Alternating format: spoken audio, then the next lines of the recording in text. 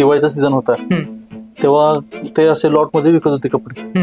एकदम 500-600 पीस एकदम लॉट मध्ये घेतले होलसेल मध्ये जायचे आणि लावलं त्याच ठिकाणी सेल लावून टाकला. ओके. आणि विकला की मी जॉब करून 20-25 हजार रुपये कमवतोय महिन्याचे. तर मी दिवाळीच्या एकाच आठवड्यामध्ये नाही म्हटलं तर मी 1.5 लाखाचा सेल केला. डायरेक्ट मी इथून दिल्लीला वगैरे गेलो मार्केट फिराय. आठवडाभर दिल्लीच काढला. सगळे मार्केट फिरले पहिल्यांदा. सगळं बघितलं कसे कपडे कुठं काय काय मिळतात सगळं वगैरे केलं. हे रील्स आल्यापासून आहेत नाही रील स्टार वगैरे आल्यापासून जे कोण फेमस होते त्यांना एकच धंदा दिसतो कपड्याचा धंदा. आता तुम्ही बघताय पुढे पुढे माणसं तर 200 फ्रँचायझी उघडतात. बरोबर. 200 फ्रँचायझी उघडतात मागे 100 बंद आहेत. त्याचा कोण विचार नाही करत. ते फक्त दिसतात की 200 फ्रँचायझी ओपन झाल्यात. मागच्या 100चा विचारच नाही होते. 200 शाखा उघडण्यापेक्षा 100च उघडा. 100 मध्ये 100 जणांना 7 घेऊन चला. फोकस राहील तेवढाच. फोकस. त्याने एका मोठ्याच ब्रँडची फ्रँचायझी घेतली होती. काय म्हणजे आम्हाला येतो रेट त्यापेक्षा डबल रेट त्यालाच येतो. ऑफर दिल्या पाहिजेत. ग्राहक खुश असेल तर आपला चालणार. माउथ पब्लिसिटी वार्षिक उत्पन्न आपले 12 लाखाच्या क्रॉस 12 लाख क्रॉस. तुम्ही सिटीत करताय तर सिटीत क्वालिटी वेगळी लागते. तुम्ही खेडेगावात करताय तर खेडेगावात वेगळी क्वालिटी लागते. तुम्ही MIDC वगैरे एरियात करता तर तुम्हाला तिथं वेगळं. नमस्कार मित्रांनो, स्वागत आहे तुमचं बिझनेसवाला साईराज मध्ये. आज आपल्यासोबत महेश जगदाळे सर आहेत जे की मंगलमूर्ती कलेक्शनचे ओनर आहेत. म्हणजे कपड्याचं क्लोथिंगचं दुकान आहे इथं. आणि आज आपण त्यांच्यासोबत पूर्ण इन डिटेल बोलणार आहे की कशा प्रकारे हा कपड्याचा व्यवसाय चालतोय, कशा प्रकारे ऑपरेट करतायत हा कपड्याचा व्यवसाय. सर तर सर नमस्कार, तुमचं स्वागत आहे. तर सगळ्यात पहिला तर माझा हा प्रश्न राहील की कसं वाटतं कपड्याचा व्यवसाय करायला किंवा इतर व्यवसायांपेक्षा हा व्यवसाय कसा वाटतो तुम्हाला? कपड्याचा व्यवसाय करायला काय एवढं काय असं काही मोठी अशी विद्या नाही बोलायची. काय आपला कपड्याचा व्यवसाय आपला नॉर्मल आहे, आपला चांगला वाटतो करायला, आपल्याला आवड आहे कपड्याच्या व्यवसायात, त्यामुळे आलो. बरोबर.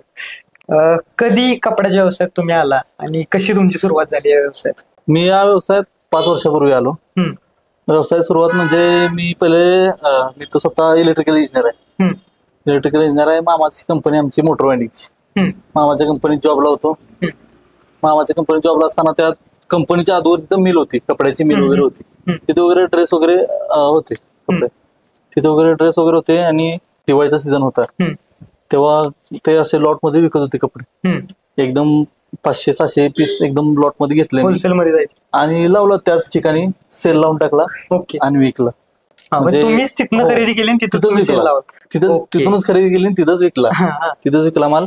आणि परत असं डोक्यात आलं की मी जॉब करून 20-25 हजार रुपये कमवतोय महिन्याचे. तर मी दिवाळीच्या एकाच आठवड्यामध्ये नाही म्हटलं तर मी 1.5 लाखाचा सेल केला. एका आठवड्यात 1.5 लाख कपड्यातून 1.5 लाख कपड्याचा सेल केला. ते पण मला कपडे चिप मध्ये भेटले होते, त्याच्यामुळे मला प्रॉफिट मार्जिन पण भरपूर भेटलं.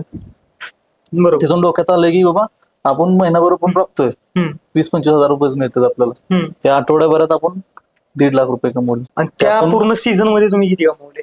नाही, मी एकाच आठवड्यात ते पूर्ण सेल एका आठवड्यात तुम्ही सगळा सेल 1.5 लाख. हो. तिथनं परत 2-3 महिने मी असंच काम केलं. परत ते कपड्याचं सेल संपला सगळे वगैरे, पण डोक्यात ती सारखं राहायचं की बाबा ते एकदम बेस्ट आहे वगैरे वगैरे. परत नाही म्हणलं जानेवारी महिन्यात मी काम सोडलं आणि डायरेक्ट मी इथून दिल्लीला वगैरे गेलो मार्केट फिराय. आठवडाभर दिल्लीच काढला. सगळे मार्केट फिरले पहिल्यांदा. सगळं बघितलं कसे कपडे कुठं काय काय मिळतात सगळं वगैरे केलं. तिथून सगळं आलो इकडं साताऱ्यात चाललं. गाळा वगैरे शोधला वगैरे सगळं केलं. गाळा वगैरे भेटला आपल्याला तिकडे वरती साईडला, म्हणजे वरच्या फ्लोअरला भेटला पहिल्यांदा. स्टार्टिंगला आपल्याकडे भांडवल पण कमी होतं. बरोबर. साठवलेले पैसे तेवढे. तिथून थोडक्यात चालू केला. झालं की सुरुवात झाली. सुरुवातीला इन्व्हेस्टमेंट किती आली तुम्हाला? सुरुवातीला माझ्याकडे एवढे हे नव्हते. थोडक्यात चालू केलं मी. 3 लाखांपासून दुकान चालू केलं. आता मी 15-20 लाखापर्यंत आहे. बरोबर. तेवढी इन्व्हेस्टमेंट आता चालू. कपड्याच्या व्यवसायात असं नाही वाटत खूप जास्त सॅच्युरेशन आलंय आणि खूप जास्त माणसं उतरतात, कॉम्पिटिशन खूप आहे? कसं झालं, ह्या आता कपड्याचा धंद्यात आहे नाही, हे रील्स आल्यापासून आहेत नाही, रील स्टार वगैरे आल्यापासून जे कोण फेमस होते त्यांना एकच धंदा दिसतो कपड्याचा धंदा. बरोबर. त्याच्यामुळे काय होतंय, माणसांना बिझनेस आता ते सगळीकडे ट्रेंड झालाय बिझनेस करायचा. बिझनेस करायचा म्हटलं की माणसाला एकच बिझनेस दिसतोय, कपड्याचं दुकान टाकायचं. त्यामुळे सगळेजण कपड्या दिवसात. बरोबर. पण असे उतरतात, 1-2 महिने करतात, परत बंद करतात. बरोबर. तसं काय उपयोग नाही. बरोबर. प्रॉपर अभ्यास घेऊन उतरलं तर फायदा आहे, तरच फायदा आहे. नाहीतर काय उपयोग नाही. तुम्ही बरोबर मुद्दा छेडला की रील स्टार आणि त्यांचं कपड्याचा व्यवसाय. हो, बरोबर, हॉट टॉपिक मार्केट मधला एकदम. ते ट्रेंडिंग झालंय ते. हा, तुम्हाला असं नाही का वाटलं की बाबा आपण नवीन ब्रँड काढणार, शून्यातनं सगळा बिल्डअप करणार, पण त्याच्याऐवजी असंच कुठला तरी इन्फ्लुएन्सर बघावा, त्याची फ्रँचायझी घ्यावी, त्याचा ब्रँड आपण हे करावा आणि आपला व्यवसाय सुरू होईल, कारण त्याला ऑलरेडी एक तेवढ्या लेवलला तो आहे. बरोबर, जरी क्रिंज असला किंवा इतर काही गोष्टी असल्या, काही आहेत चांगले की ज्यांचं जेन्युन ब्रँड आहे कपड्याचा, इन्फ्लुएन्सर आहेत, काही आहेत की तेच रिपिटेशन सगळं होतं, पण त्यात तुम्ही का नाही, तसा का नाही विचार केला? त्यात पडायचा विषय म्हणजे आपण आपलं स्वतःचं मार्केट बनवायचंय, उगाच दुसऱ्याचं कोणाचं असायचं. आता तुम्ही बघताय पुढे पुढे माणसं तर 200 फ्रँचायझी उघडतात. बरोबर, 200 फ्रँचायझी उघडतात, मागे 100 बंद आहेत. त्याचा कोण विचार नाही करत. ते फक्त दिसतात की 200 फ्रँचायझी ओपन झाल्यात, मागच्या 100चा विचारच नाही होते. असा विषय आहे. ते पुढं नुसते फ्रँचायझी वाटत सुटतात.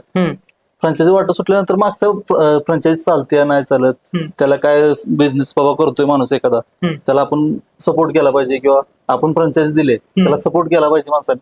तसं नाही होतंय आता. ते नुसतं बिझनेस झालाय की बाबा फ्रँचायझी द्यायची, 1-2 लाख रुपये आहेत, माल आमच्याकडून घ्या, विकला नाही विकला ते त्यांची जबाबदारी. असं नाही. तुम्ही बाबा एखादा बिझनेस करताय बाबा, पुढच्या माणसाला सपोर्ट केला पाहिजे. 200 शाखा उघडण्यापेक्षा 100च उघडा, 100 मध्ये 100 जणांना साथ घेऊन चला. फोकस राहील तेवढाच. फोकस. तुम्ही 200 घेताय, 100 बंद आहेत, काय उपयोग आहे त्याला? तुमच्या म्हणजे आता ब्रँडचं नाव नका सांगू, पण तुमच्या असं ओळखीत कोण असं आहे का की ज्यानं असंच कुठल्या तरी इन्फ्लुएन्सरचा फ्रँचायझी घेतली आणि ती बुडली? भरपूर आहेत. एखादं उदाहरण त्यातलं? भरपूर आहेत. आता आपल्या साताऱ्यात भरपूर आहेत दुकानं. किती दुकानं तुमचा जवळचा व्यक्ती मित्र कोण? भरपूर आहेत. 2 जण मित्र आहेत माझी. त्याने एका मोठ्याच ब्रँडची फ्रँचायझी घेतली होती. काय म्हणजे आम्हाला येतो रेट त्यापेक्षा डबल रेट त्यालाच येतो घेतानाच. माल आपण परचेस करतोय ना बल्क मध्ये, तेव्हा आपण एखाद्या समजा XYZ किमतीला घेतोय, त्याच्या प्लस किमतीला त्यालाच येतोय. तुम्ही समजा एखाद्या ठिकाणी होलसेल आणताय, तुम्हाला जेवढ्याला पडतंय त्यापेक्षा ते फ्रँचायझी मधून त्याला डबल पडते. डबल म्हणजे पीसच्या मागे 10-20 रुपये तर एक्स्ट्राच पडते त्याला. मग मार्जिन कमीच राहील ना. 10-20 रुपये मार्जिन ते कोण खाणार? फ्रँचायझी मालक. बरोबर. तुम्हाला कमिशन खाणार तोच. त्याला काय उपयोग आहे? आपण तिथं आणून आपण कस्टमरला 10 रुपयाचा फायदा करून दिला, आपला फायदा. मग त्या 2 तुमच्या मित्रांचं पुढं काय झालं का नाही? काय दुकान बंद केलं, काय करतात. ओके, असा विषय. त्यामुळं कधीच फ्रँचायझीचा विषय, जर पुढचा फ्रँचायझी विकणारा चांगला असेल तर फ्रँचायझी चांगला, एवढा सपोर्ट असेल तर ते बरोबर आहे. फ्रँचायझी विकणारा जर चांगला असेल, म्हणजे फ्रँचायझी ओनर चांगला असेल तर फ्रँचायझी चांगली आहे. जर तो चांगला नसेल, म्हणजे तुम्ही नुसते फ्रँचायझी वाटत सुटलाय, मग त्याला काय उपयोग नाही ना. बरोबर, असा विषय. त्यामुळे फ्रँचायझी आपण ब्रँड कुठला घेतला नाही, आपण आपलं स्वतःचा ब्रँड सुरू केला, मंगलमूर्ती कलेक्शन्स. तुम्हाला असं वाटतं का की बाबा हा व्यवसाय परवडतोय किंवा ह्याच्यामध्ये चांगलं प्रॉफिट मार्जिन किंवा नाही? हा बिझनेस परवडतो. कुणाला परवडतो? तो जो व्यवस्थित काम करतोय, व्यवस्थित आपला मालाची क्वालिटी चांगली देतोय, कस्टमर चांगले धरून ठेवतोय, आपली बोलण्याची कला पाहिजे, पुढच्या माणसावर गोड बोललं पाहिजे, पुढचा माणूस आपल्याशी कनेक्ट पाहिजे, तेव्हा हा बिझनेस चालतो. बरोबर. किंवा आपण उठसूट कपडे दुकान टाकलं, कस्टमर येणार नाहीये, बरोबर, त्याला आपण पुढे जाहिरात केली पाहिजे, किंवा कस्टमर बरोबर चांगले व्यवहार ठेवले पाहिजे, तेव्हा आपला बिझनेस होणार आहे. जाहिरात करण्यासाठी काय केलं पाहिजे कपड्याच्या व्यवसायात? जाहिरात करण्यासाठी आता आहेच आपले इंस्टाग्राम आहे, रील आहेत, फेसबुक आहे, व्हॉट्सअप आहे. बरोबर. रील बनवल्या, ऑफर टाकली, आले कस्टमरला बाबा एखादे खरेदीवर काहीतरी गिफ्ट दिले, कस्टमर आपलं खुश होतं, कस्टमर पुढच्या वेळेस येतं. बरोबर. मार्केटिंग स्ट्रॅटेजी काहीतरी आखल्या पाहिजे, ऑफर दिल्या पाहिजेत. ग्राहक खुश असेल तर आपला बिझनेस चालणार, माउथ पब्लिसिटी चालणार. ग्राहक खुश, तुम्ही आज खुश झालाय, तुमच्या बरोबर 2 जण तुम्ही मित्रांना सांगितलं की बाबा बिझनेस कपडे चांगले मिळतात इथे जाऊया, माउथ पब्लिसिटी पण चांगली. बरोबर. तोच विषय. आता सध्याच्या घडीला तुमचं एक वार्षिक उत्पन्न म्हणू शकतो आपण, किंवा काय सध्या कुठल्या लेवलला चालतंय? वार्षिक उत्पन्न आपले 12 लाखाच्या क्रॉस आहे. 12 लाख क्रॉस. म्हणजे एक महिन्याचे 1 लाख रुपये प्लस तरी टर्नओव्हर तुमचा चालला या व्यवसायात. आणि एक साधारण ऍव्हरेज मार्जिन किती असतं कपड्याच्या व्यवसायात? ऍव्हरेज मार्जिन तसं पुढचं विकण्यावर आपलं राहतं.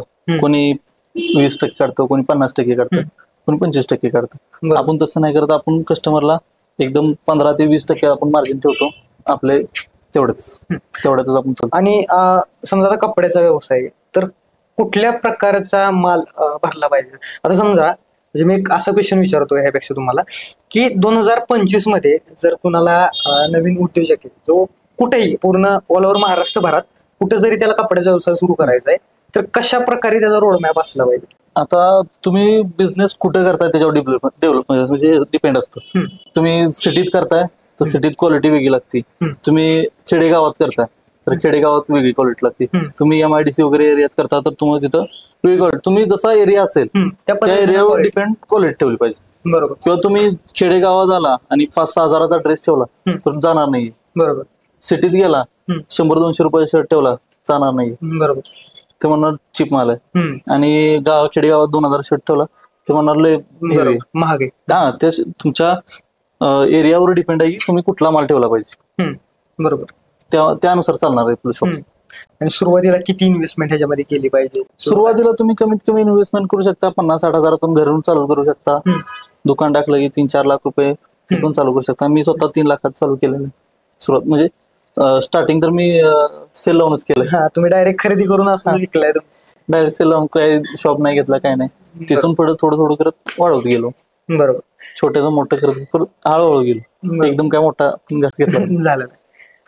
इथून पुढच्या वर्षात किंवा अजून 2 वर्षांना तुमचे काय ह्या व्यवसायाशी रिलेटेड असे काय प्लॅन्स आहेत की हा व्यवसाय वाढवायचा आहे किंवा अजून काय करायचे? आता पहिला आपलं फक्त मेन्सवेअर होतं. मेन्सवेअर केल्यानंतर आपण किड्सवेअर केलं. आता लेडीज वेअर मध्ये उतरलोय. आता हळूहळू साड्या वगैरे, परत हळूहळू म्हणजे शूज वगैरे हळूहळू त्या ह्याच्यात उतरणार.